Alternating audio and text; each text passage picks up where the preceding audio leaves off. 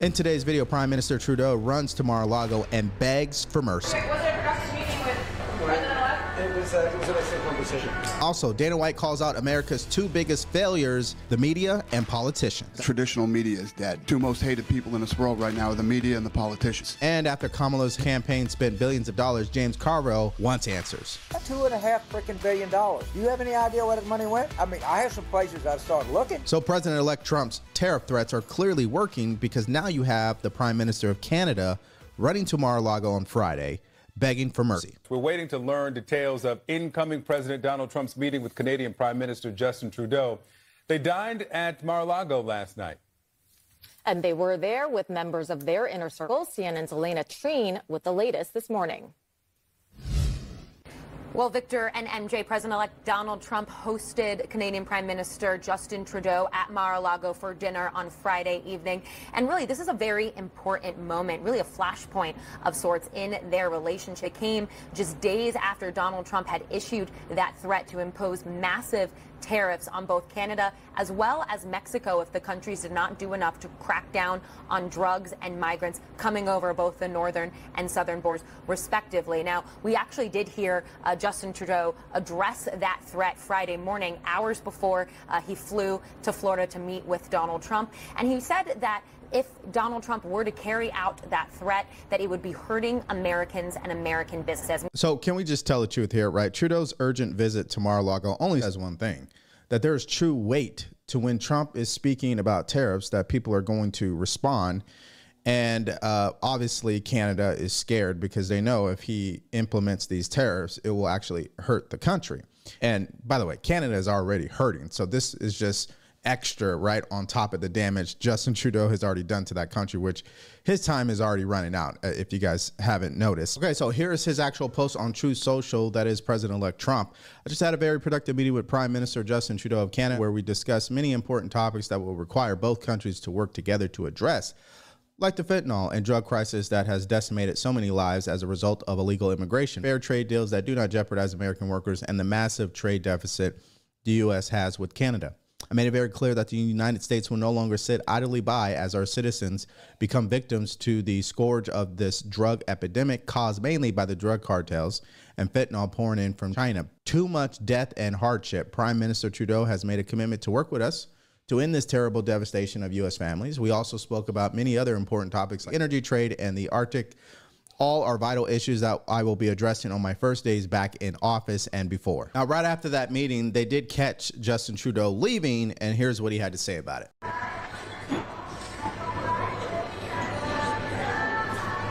Minister, was it a productive meeting with President-elect? It was an excellent conversation. How are you talking about your relationship with Donald Trump? Now, there are really only two talking points if you're listening to the media about Trump's tariffs threats. Number one is the liberals who believe that this is not going to work. It will damage America. And it's all fear-based, right? It's all negative. There's nothing positive about any of this that Trump is doing. And then you have conservatives who are pointing out the common sense approach and how using tariffs can ultimately get us to where we want to go. And one person who laid it out very nicely is Shermichael Singleton on CNN. Let's listen to that. Shermichael, what's the strategy for Republicans when it comes to defending these tariffs if they come in, if the prices go up? Jim, I think the president-elect is going to utilize this as a negotiating tactic. You look at what's happening with Canada and Justin Trudeau. He stated a couple of days ago that he had the opportunity to speak with Trump. They had a great conversation. They're going to figure out a way to meet in the middle somehow. The president of the European Union stated that they're considering switching gas supply from Russia to the U.S. to avoid tariffs. And I would imagine after Trump's conversation with the president of Mexico, the newly elected president of Mexico is also likely to figure out a way to work with the U.S., particularly on the immigration front, to avoid Trump's tariffs. I suspect that many of our allies would figure out ways to work with the United States and to sort of deliver what the president-elect is asking for. But depending on who you're listening to, like the legacy media, for example, or people who have Trump derangement syndrome, usually people on the left, or people who really are all about the establishment, they're going to, every step of the way, continue to try to scare Americans when it comes to Trump threatening other countries with tariffs. Now, does it mean he's actually going to impose them? That's a whole nother conversation, and it hasn't happened because he hasn't even taken office yet. But secondly, can you use the threat of tariffs to get the agenda done that we need to get done? Yes, you can. Now, let's be honest here. Justin Trudeau scrambled over to Mar-a-Lago to try to negotiate with Trump because he's running out of time himself as Prime Minister of Canada. Now, one person who doesn't have a problem negotiating is Dana White, because he's really great at telling people exactly what they're thinking. And in this next video, you're going to see that is going viral. He tears into the politicians and particularly legacy media, declaring that they are dead. Just in general, like, why do you think your fighters kind of relate well to Trump? Because, like, back to back, it was Bo, then Chandler, then John. Like, why do you think they relate so well to the president? Well, if you saw the election, the entire country relates with Trump right now. Won all the swing states. The only states she won were the ones that you didn't need ID to vote in. It would have been interesting if you needed ID, how that would have played out too. I think that I think the whole country, it feels like somebody hit the reset button. Everything feels, and however this election went, everybody was hoping it was a blowout. Either way, so there would be no more bullshit. And what I think is, I think everybody's tired of the bullshit, man. We're all tired. We all just want to live our lives and run our businesses and raise our families and do all that shit. And hopefully this stuff will all simmer down in the next 4 years. Yeah, Dana White is the man. I mean, he's very clear at communicating exactly the way that he thinks and how he feels. And I do believe that a lot of people did relate with Trump in their own different ways, even people who actually don't like him. They relate with his policies at a minimum. But what's more important is where everything is headed at this point when you're talking about how the legacy media really didn't have an influence on the election.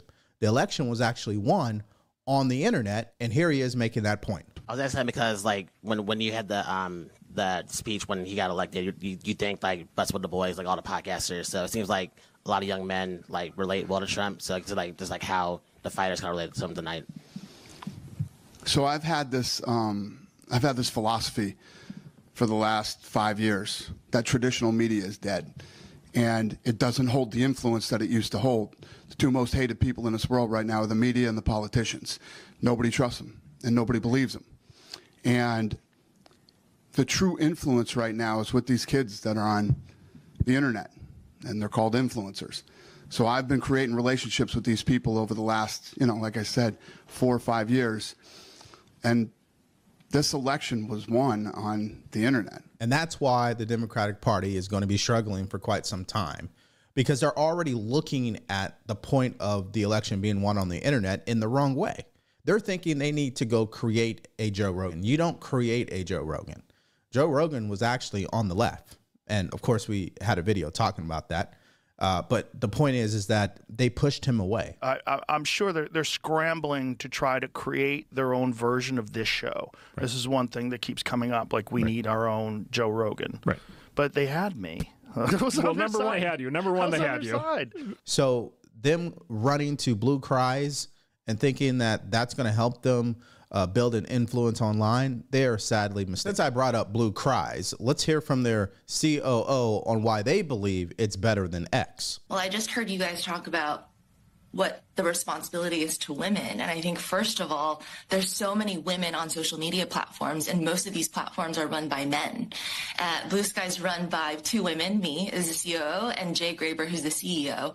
And I think fundamentally, one of the biggest differences is we've just put safety as a priority. Yeah, so let me just correct something for her. Clearly, Blue Skies is all about the woke nonsense that clearly majority of America has rejected. Yes, you're going to continue to see progressives and ultra liberals, Hollywood elites flock to Blue Cries because that is an echo chamber. OK, nobody is allowed over there to obviously argue an opinion. Right. If I go on there right now and I post the words, there are only 2 genders, they will block that post immediately and ban my account. So they're not looking to hear a difference of opinion over there, all in the name of safety. And it would be really interesting to hear what Dana White has to say about that platform, but that's a whole thing for another day, right? Now, Dana White wasn't the only person to really tell the brutal truth about what happened. James Carville, a Democratic strategist, is still on the warpath, and he's ripping into the Democratic Party and Kamala Harris. Listen to him lose it over the billions of dollars that were burned during the campaign. The resistance is going to have trouble raising money. These fundraisers are burnt. They're really pissed now. And the damage that the 2024 campaign has done, the damage that this decade has done to the Democratic brand is almost unfathomable. Almost unfathomable. But I would say the policy number one is we're going to audit everything. We're going to audit the campaign. We're going to audit Future Forward. We're going to audit the DNC. So people can know. But I'm telling you, without complete transparency, the campaign, we think, raised $1.5 billion. Okay? We know that Future Forward, the last we saw was $900 million, so we can assume that they got to $1 billion before election. That's $2.5 billion. Do you have any idea where that money went? Does anybody have any idea where that money went? I mean, I have some places I started looking. All right. And it's all, Albert, I promise you this. The amount of money and the amount of lobbyists that were involved in this campaign is staggering. And that just describes the demise of the party, because they refuse to be accountable. They refuse to take any responsibility. And in fact, more people were in it for the money than they were for actually winning an election, if you think about it. And that's why they allowed such a terrible candidate to be put up, obviously. And I'm sure if it's different people running the party in the future, they're not going to do that again. But if it's the same people, they're just going to repeat the same mistakes. But here's John Morgan, who is a huge Democratic donor, and he had some harsh words for Kamala Harris in the party. Watch. You know, she thinks she's Obama. She goes to Hawaii because Obama goes to Hawaii. She started talking like Obama, imitating Obama. She is not Barack Obama. She has no talent. She can never run for president again. She ran once and got 0 delegates. She got 8% of California. I begged them not to put her up. She was going to be tethered to Biden no matter what. That was a zero-sum game for her. But she thought that all these votes were for her. They were not. The votes that she got were people voting against Trump. And the votes that Trump got were the people voting for Trump. What the Harris campaign should have done, instead of avoiding Joe Rogan and podcasts, it turns out that Barron Trump, who looks like a runway model, was telling his father, you need to go on podcasts. You need to go on Joe Rogan. You know, he was 3 hours late to a rally because he was doing Joe Rogan because that was so important. So Barron Trump is a lot smarter than everybody in the Harris. They said they didn't go on Joe Rogan, the progressives around her. You heard what Carville said. The progressives didn't want to go on Joe Rogan. Look, if I'm running, I'm going on Joe Rogan. I'm living on Fox. That's how you change minds. Now, let's just pause for a second. I mean, that is such an insightful thing to know. The votes that she was getting was not because people actually liked her. It was because they hated Trump. And I had said that so many times, where his support is a mile deep. Hers is like 12 inches deep, right? So I'm not surprised there. And the fact that Barron Trump was the one that told his father to do these podcasts and they followed through just shows how adaptable Trump really is and what he's willing to do in order to win. I don't believe Kamala Harris has that mindset. I don't think she was willing to do whatever it takes to truly win this election, which is why they were playing hide and seek with her for a long time, right? They played hide the ball. They lost badly. She should go away and never, ever come back. She spent almost $2 billion. They're raising money this week to pay off the debt. If you can't run your campaign, you damn sure can't run the country.